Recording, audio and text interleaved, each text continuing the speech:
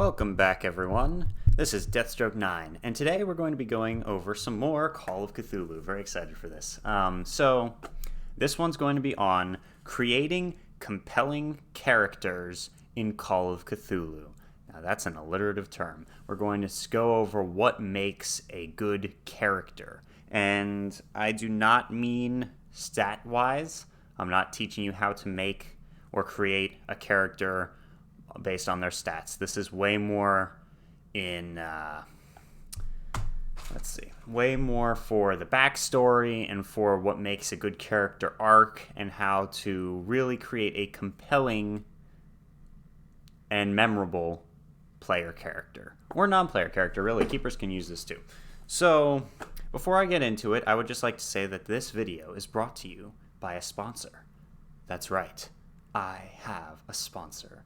Now, a very awesome person named Daniel Profeta offered to give me $50 if I gave his YouTube channel a shout out. So, yeah, I took the money and ran. So, go check out his channel. It's called Deathstroke9. Please subscribe. Now, so creating compelling characters. If you look to the Call of Cthulhu Investigator Handbook, you will find a wealth of knowledge about how to make sure that your character's backstory works. One of the first things that I would recommend you do if you're trying to create a compelling character, and obviously I'm a little biased because I am a keeper, but I would definitely check with your keeper, make sure that what you're planning on playing works. I'm being so alliterative right now. Planning on playing, creating. Yeah, never mind. So what I mean by that is if you want to play an author and the keeper has already made it so that the entire thing takes place in the Middle East in wartime and you're all supposed to be soldiers, you should probably check with them first to make sure you can be an author and make sure that being a writer isn't just a hobby of yours. Obviously, it's possible for an author to be in that situation, but you still need to check with the keeper to make sure that you guys are communicating about how to tie the character into the story. Because one thing that's been happening the past few times I've streamed personally is I'll have players who are not tied to the story. They'll have some things in their backstory that are tied to the story that I told them to put in there, but they won't know that they're tied to the story. So when they all randomly meet in a bar and they all are kind of sucked into the action because they know that they're gonna have to be, that's not a good thing. I would like to reference you over to Delta Green here because Call of Cthulhu itself already kind of goes over this, but the idea of having a organization or some reason that the players will already know each other and already have a reason to be investigating the mythos is very useful tool for keepers. But aside from that, when you're creating an investigator, check with your keeper beforehand to make sure that you guys are on the same page. Now, I would like to take a moment and show you the difference between two things that are often slurred together. There is true character, and then there's characterization. Characterization would be gender, age, clothes, skin color, hair color, eye color. All those things are characterizations, right? That they like metal music, that's a characterization. True character is, are they honest or are they a liar? Are they loving or are they full of hatred? That's true character. You need characteristics and characterizations for your character, for your player, but you also need true values that they hold dear to. These values are very important to the integrity of your story arc for your player or character, whatever. I feel like I'm saying character too many times, but whatever. Investigator, that works. For your investigator. Because, let's see. Wife as a starting point.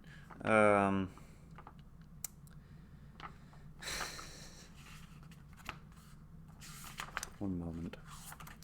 Because when you create characteristics and characterization, those are all outward appearances. Those are all things that other people can see and take in. And those are likes and dislikes. But when you create, this character is honest. They're an honest person. All right, that already establishes a lot about, that gives you stuff to use. Because your character sheet is not your character. This is Dungeons & Dragons character sheet. I'm going to use it anyway. This right here, pretend, even if it's Call of Cthulhu, whatever it is, that's not your character.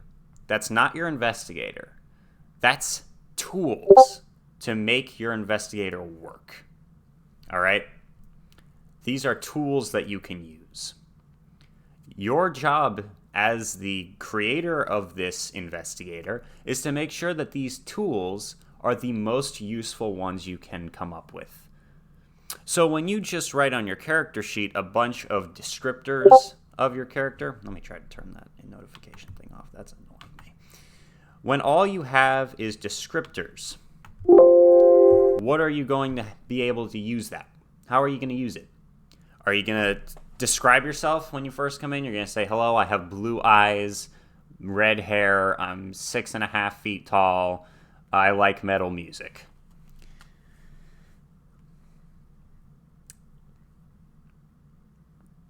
That's not very useful. You can use that as an introduction. That's certainly great to know. The metal music thing can have some role-playing effect, but just writing honest on your character sheet has so much more of a profound effect. So when you create a character with true values, another thing to consider is these values under pressure. And that's where true character comes out, is under pressure. So while you write honest, right, when I create characters, I'll put a little dash next to this value and write what they are under pressure next to it. So in general, they're honest. An honest person, honest chap, right? I'm going to keep using honest as the example. Let's say they're put in a situation where someone has a gun to their head and tells them, you must say a specific thing. You must testify in court something that is false. And they say, if you don't, we're going to kill you. How do they respond to that? And one good thing to do is look at other parts of your character too, because I was just thinking just now, if that character that I just described was also someone who liked confrontation or who is very much their own person, then they probably would do the opposite or try to fight against whatever it is. So you got to take all of your character in at once. Connect it all is what I'm trying to say.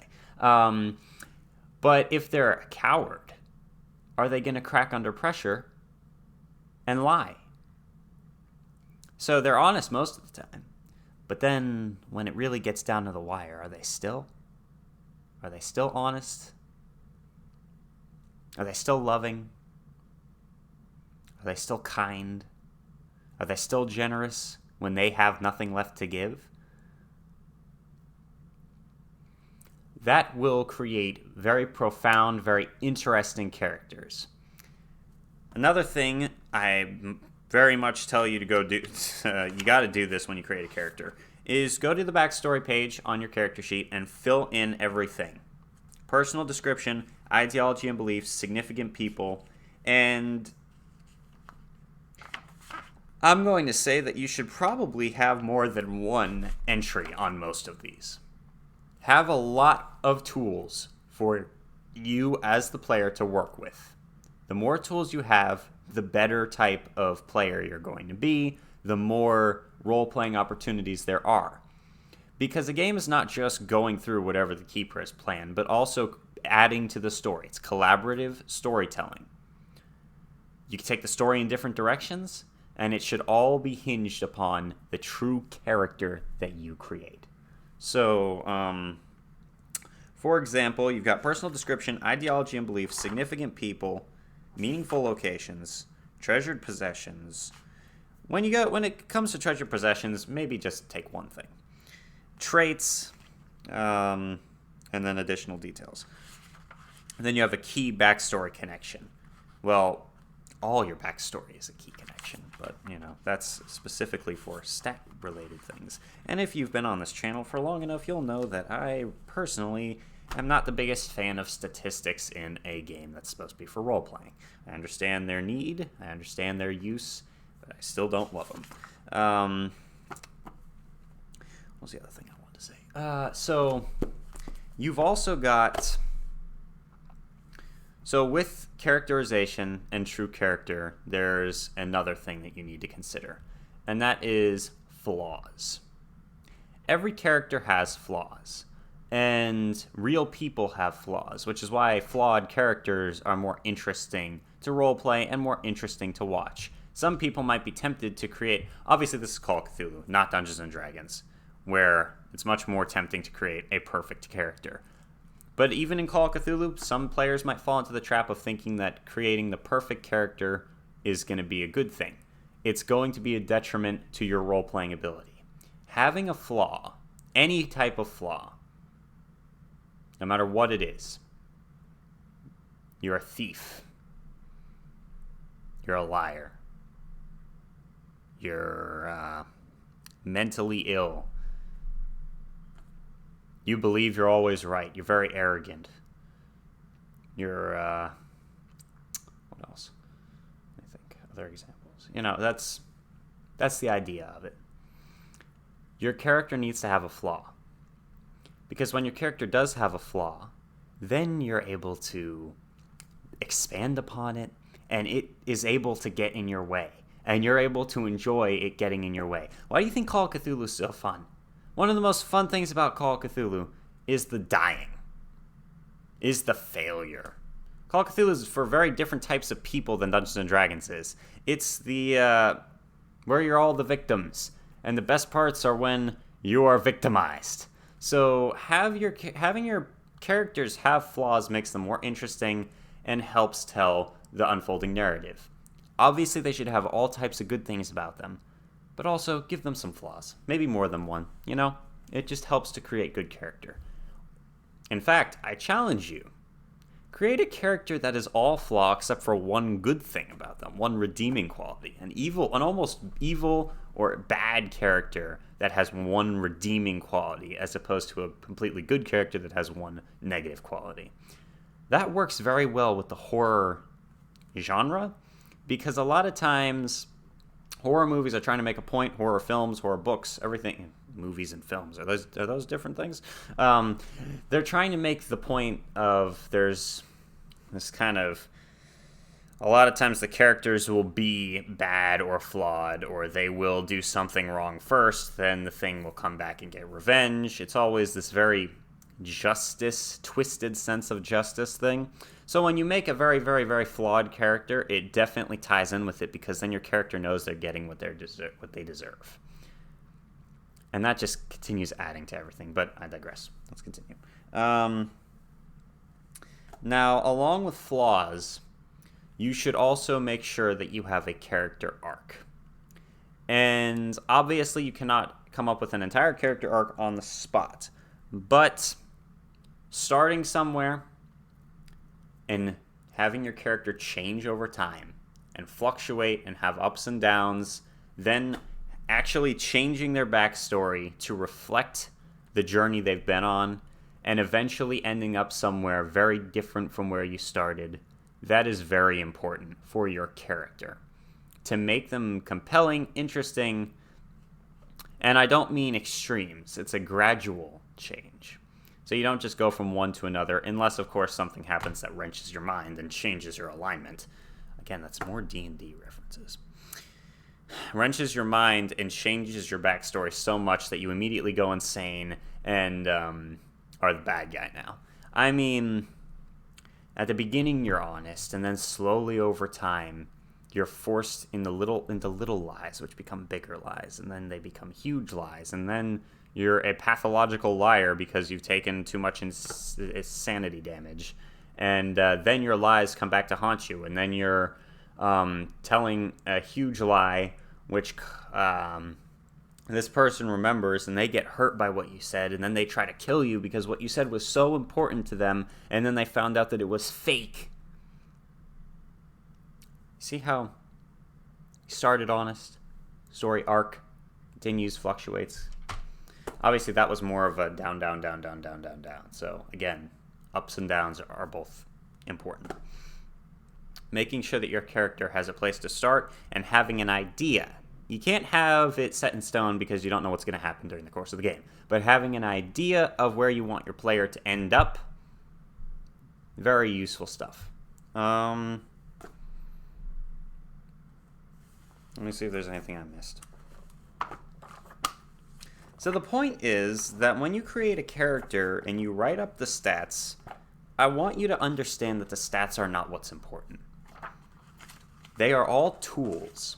And when you create the backstory, that's what's going to give you the most tools, the most usefulness that anything else on your character sheet's going to give you. Obviously, you're going to be rolling to see if you succeed at things, but a lot of times the keeper will give you advantage just for good role playing, you know? And rolling dice is not the point of the game. You will get the most enjoyment and the most fun and the most character, true character, out of your backstory and out of your character arc and out of your fleshing out of the true character of your investigator. And there are so many different things to consider when creating a character, right? So here's something from the actual Investigator Handbook. Tips for creating a backstory. Here's one idea. They expand on it more than this, but try to present a reason for everything. That's not exactly what they said, but that's what I'm going to say. Have a reason behind everything in your backstory. Why is your character always honest? Because they were brought up by their parents to always be honest. Why is your character a pathological liar? Same situation, only reversed. They constantly witness their parents or their friends lying or cheating. Why is your character loving? Why are they evil? Why are they filled with hatred? Why are they angry all the time? All of these things they need motivation behind them. So then you're not just drawing on emotion and true character, you're also drawing on real events. And when you have events that have happened to your character, you can create even more memorable scenes by referencing these events, or even recreating these events, or having them come up later, or having, like I said, having them repeat themselves, because anyone who has been alive for longer than like 10 years starts to see that a lot of life repeats itself. And then if you look at history, you see that history repeats itself. Everything just keeps recycling the same content. You look at the gaming industry, you know. Just kidding. So always have a reason. And I talk about this in my video about how to correctly roleplay Insanity, which check that out. It'll be an end screen if you want to, if you haven't seen it already. But motivations behind things are very, very, very important, and they can really help with your role playing. When you have motivations behind something, it makes it stronger. Strong role playing always has a motive. You always have an agenda. You always have a reason why. Because otherwise, why are you doing it? And if the answer is, well, why not? Then you need to think more about why is your character doing this, that, or the other. Let's see what else. Yeah, that's basically the entire idea of this little tips for creating backstory thing is present a reason for this, present a reason for that. Also, here's another thing. Don't write too much. That's what they say. Let me think about this.